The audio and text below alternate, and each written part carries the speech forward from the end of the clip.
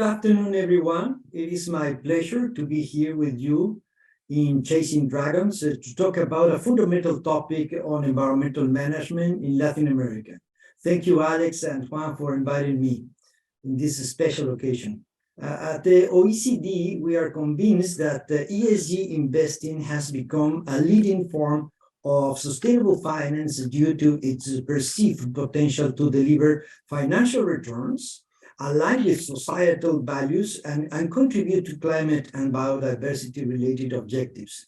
The environmental E-pillar score of ESG rating has become an important component of ESG investing, as the E-pillar is being increasingly used as a proxy for asset selection aligned with carbon neutrality goals. Let me put this slide because aligning and increasing financial flows with low emission resilient development pathways is now more critical than ever to meet the goals of the Paris Agreement and avoid a 1.5 degrees scenario, and of course, to deliver on the 2030 Agenda for Sustainable Development, the SDGs. In order to do that, the OECD is recommending 6 transformative areas, and the one that is related or relevant for my presentation today is that what it says in the right circle at the top of the slide: reset the financial system in line with long-term climate risks and opportunities by fixing biased incentives, capability gaps, and inadequate climate risk disclosure and pricing that are hindering the allocation of finance to net zero and resilient infrastructure. These recommendations was done before the pandemic and before COP25 in Madrid and COP26 in Glasgow. Infrastructure sits at the very center of development pathways and underpins economic growth, productivity, and well-being. Yet, infrastructure has suffered from chronic underinvestment for decades in both developed and developing countries or economies. The OECD estimates that almost $7 trillion a year is required up to 2030 to meet climate and development objectives. Furthermore, current energy, transport, building, and water infrastructure make up more than 60% of global greenhouse gas emissions. An unprecedented transformation of existing infrastructure system is needed to achieve the world's climate and development objectives. Aligning financial flows with low-emission, resilient development pathways is now more critical than ever to meet the goals of the Paris Agreement. And we can grow, by the way, 5% of the GDP globally. But the trillions that we need are not even remotely mobilized. The Climate Policy Initiative is tracking global climate finance for several years. In its latest report, total climate finance increased over the last decade, reaching $632 billion. However, with these, we cannot limit global warming to 1.5 degrees. According with the Climate Policy Initiative, climate finance must increase by at least 590%. They are talking about 4.35 trillion annually by 2030 to meet climate objectives. In Glasgow, the UK government made a call to the entire financial system, which attended the meeting chaired by Mark Carney, the former Bank of England governor, and Mike Bloomberg, the billionaire. The Glasgow Financial Alliance for Net Zero, GFANZ, created during the COP26, announced that their $130 trillion of assets will be available to support the transition to net zero by 2050. The Coalition on Climate Resilient Investment, another important gathering of financial institutions, which focuses on better pricing physical climate risks, has expanded its membership to include organizations with $20 trillion of assets under management. So the central banks and supervisors network for greening the financial system and the coalition of finance ministers for climate action supported COP26 deliverables, the outcomes, and recognized that carbon taxation, emissions, trading systems, and ESG can be the most cost-efficient instruments for the climate neutrality transition. Also, there was, during the COP26, a reaffirmation of the duty to fulfill the $100 billion commitment, this time in a more transparent way, plus a call to double the provision of finance by developed countries for adaptation by 2025. The long-term finance agenda were subject of discussion at COP27, and a two-year work program to discuss the post-2025 finance will take place in the following 3 years. As you can see in the slide, the record pledges amounted to 356 million for the adaptation fund and 413 million for the least developed countries fund. So this is almost, but not yet, a trillion. So it was an important part of the things that happened during the COP26. The first commitment, and this is a quite important situation right now in the climate negotiation, the first global commitment to climate finance made in 2009 at the failed COP15 in Copenhagen. This is still pending.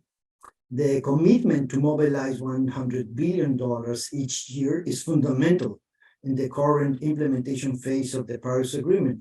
As you may know, the OECD monitors the mobilization of these resources. We are tracking the money, and we estimate that the goal of achieving $100 billion each year for developed or from developed to developing countries, which was to be met in 2020, will be met this or next year. So in the meantime, to talk about the trillions, the Glasgow Financial Alliance for Net Zero arrived to Sharm el-Sheikh with $153 trillion in real assets, so they increased the original amount, and a set of voluntary recommendations and guidelines to align financial operations of its more than 550 members. They increased the membership of the GFANs. And this is relevant for the implementation phase of the Paris Agreement, but also for the implementation of the Glasgow Pact. GFANs recognizes the need for other actors in the financial ecosystems to contribute to the net zero effort, including through more granular and fit-for-purpose sector pathways, higher ambition public policy, higher ambition action by the real economy, and the development of relevant methodologies and accounting practices. So they are providing guidance and recommendations in parallel to the ESG systems that are in place in the financial institutions. So we started to talk about the trillions here with them, but now in the GEF, we are not seeing trillions in the GEF or the GEF, the Green Climate Fund or the Adaptation Fund that are the means of implementation of the Paris Agreement. That is important.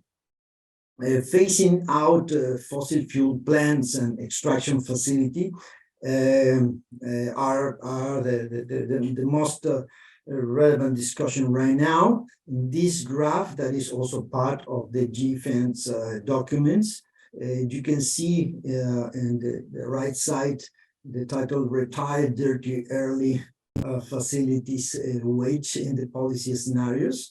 And we have to do it especially with coal mines and unabated coal-fired power plants or power facilities without carbon capture and storage control equipments.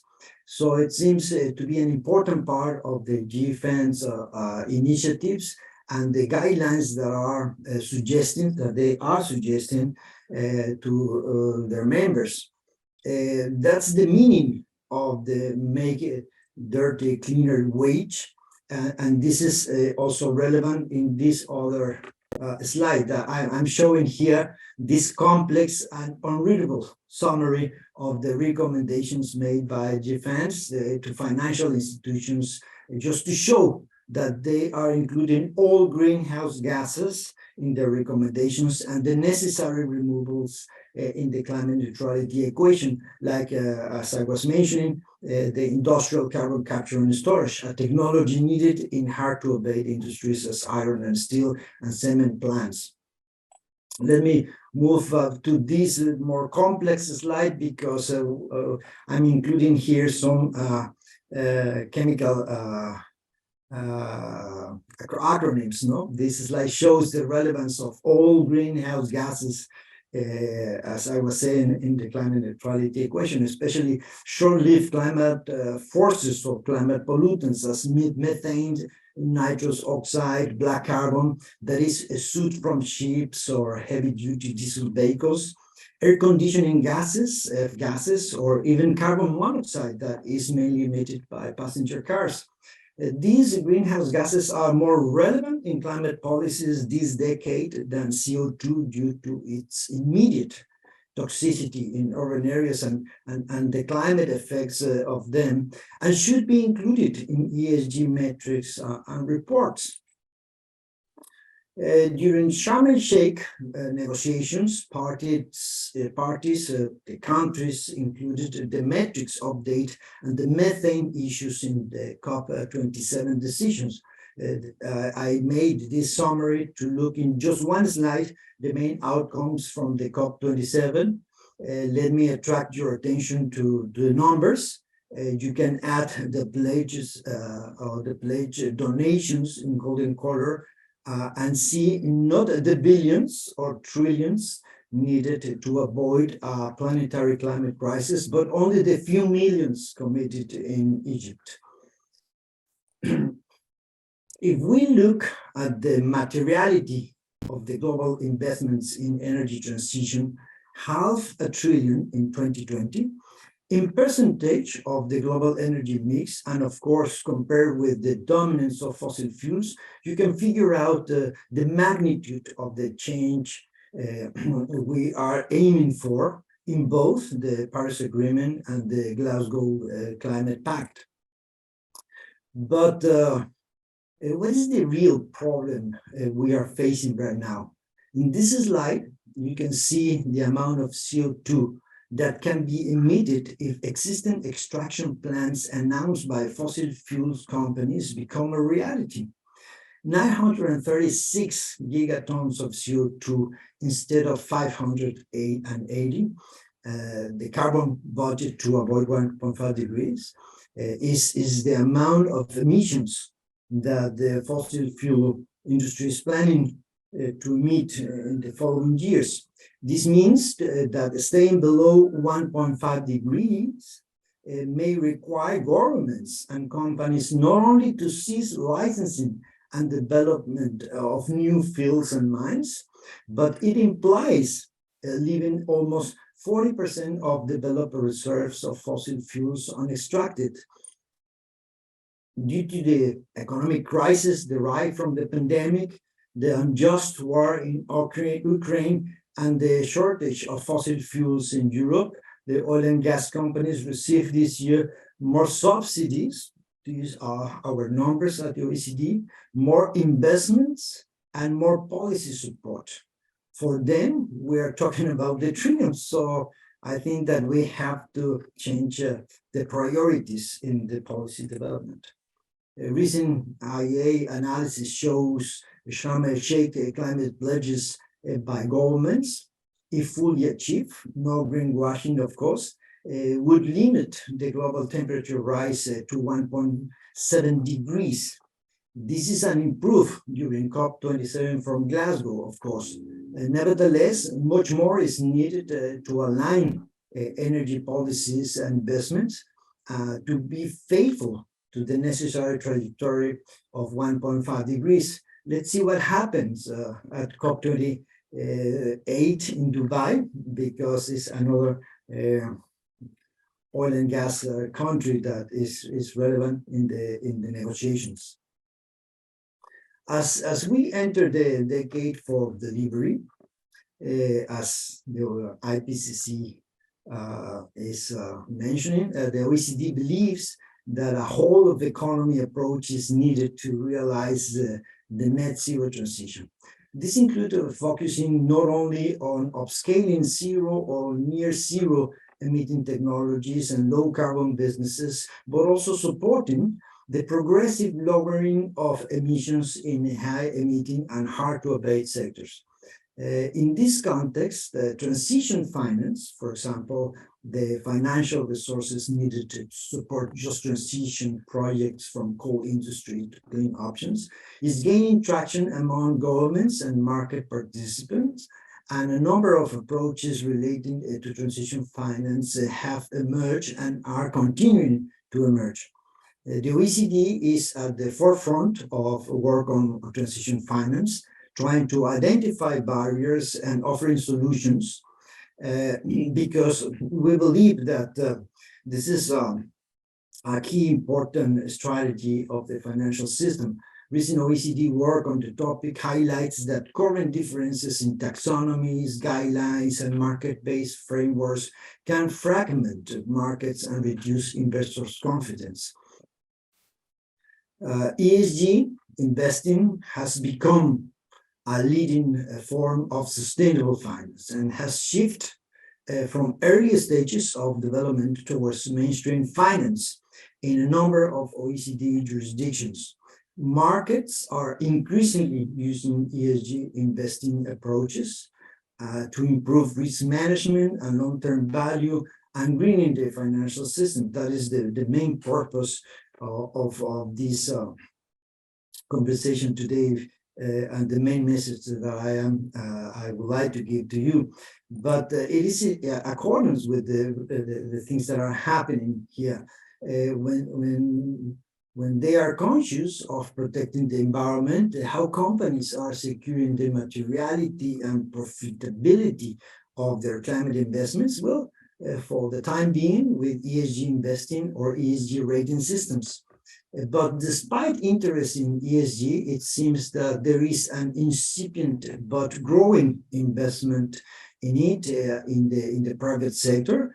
And as you can see in this slide with numbers coming from JP Morgan, this is evident. So also from JP Morgan, it is clear that companies are moving faster to green and sustainable financial instruments, mainly, of course, in Europe and North America that have robust climate policy frameworks and legislation. The Research and Analysis Division of the Economist Group launched this year an ESG risk rating report in April, and we can observe a low and moderate risk in Latin America and Caribbean countries in comparison with Africa and Asia that are more risky. And this is an important information because there are, of course, many global analyses of how to move from a highly pollutant to low carbon economies faster using this kind of information. So we have to consider that the ESG financial ecosystem consists of a number of different and diverse market participants who are all involved in the development and assessment of ESG information, ratings, indices, approaches, and products. So they compete with each other, and they are independent actors, mainly delivering on voluntary basis. The first set of actors include issuers of capital instruments, such as government, businesses, and financial institutions that issue debt and equity in financial markets. Each of these issuers are increasingly providing a non-financial information on environmental, social, and governance issues.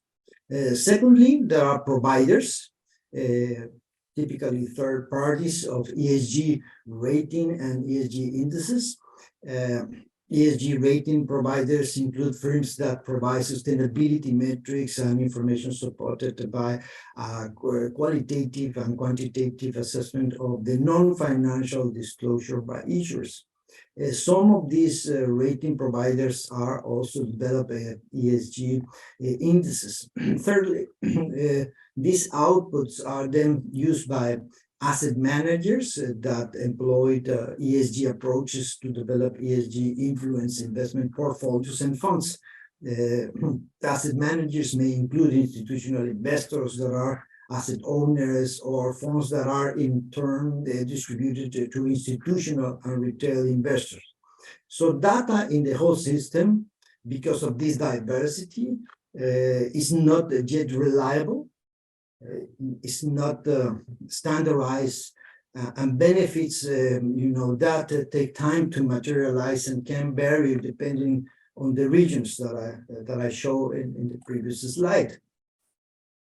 So the OECD released this year a policy guidance to reinforce the role of ESG investing on transition and transition finance or on transitioning to climate neutrality future.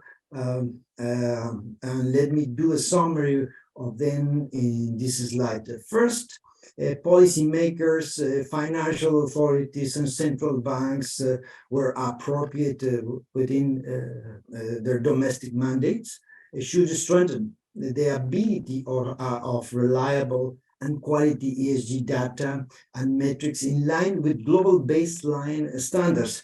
There is a need because at the moment, or for the moment, we do not have these global baseline standards. We have to develop that. They should identify and use the tools available to support greater transparency of ESG ratings methodologies and oversight, of course, ESG rating providers. Authorities should support the development of transition plans by financial intermediaries that include overall net zero and interim targets. This is really important.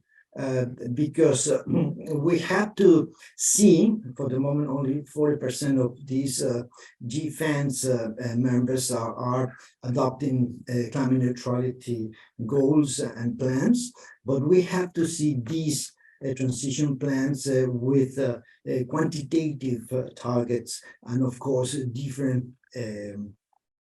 pathways to reach these to reach the goals of the Paris Agreement. They have to align their own trajectories to the Paris Agreement goals.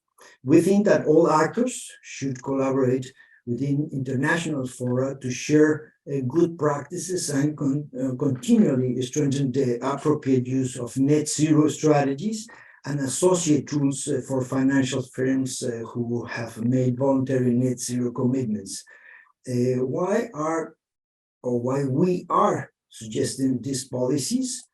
Well, amid an increasing number of companies setting decarbonization targets, there appears to be a little relationship between E scores, greenhouse gas emissions, and carbon intensity for the majority of companies analyzed by the OECD. The lack of alignment between outright greenhouse gases emissions and emission intensity could suggest that the firm's disclosure of plans to reduce emissions play a significant positive role in determining their E-pillar scores rather than their current level of emissions, because all this is about mitigation efforts. So we have to reduce our greenhouse gas emissions. So when assessing the 3-year change in emission intensity, you can see the dots in this slide representing more than 2,500 companies. There is also no alignment between firms that show a high E-pillar scores. This suggests that past efforts to reduce carbon footprint and intensity are not factored into the assessment of firms' availability to deliver on forward-looking commitments. Using a sectorial approach, let me now give you an example. You know that oil and gas companies are recently being under pressure to shift toward more sustainable business models, at least before the Ukraine conflict, as investors are increasingly preferring to reduce their exposure to climate change, which increases the risk of stranded assets. We develop this graph for illustration purposes only, and the analysis of 8 scoring companies shows none has emissions in line with scenarios in the medium term. Similarly, only one company shows a carbon performance in line with the 1.5 degree scenario by 2050. For though a small sample set, these results are consistent with previous findings showing disclosure and target setting as being the main driver of high ES scores. Well, some oil companies are setting long-term targets for decarbonization and investing in R&D and renewable energy assets. This seems not to be captured by greenhouse gas emissions reduction expectations. Finally, I would like to highlight new policy considerations for the ESG ratings that are important in climate transition to net zero futures. Of course, certain disclosure-based metrics, further strengthen TCFD disclosure practices, integrate better quality metrics, as I was explaining, improve transparency on subcomponents of all the system, and encourage climate transition surveillance.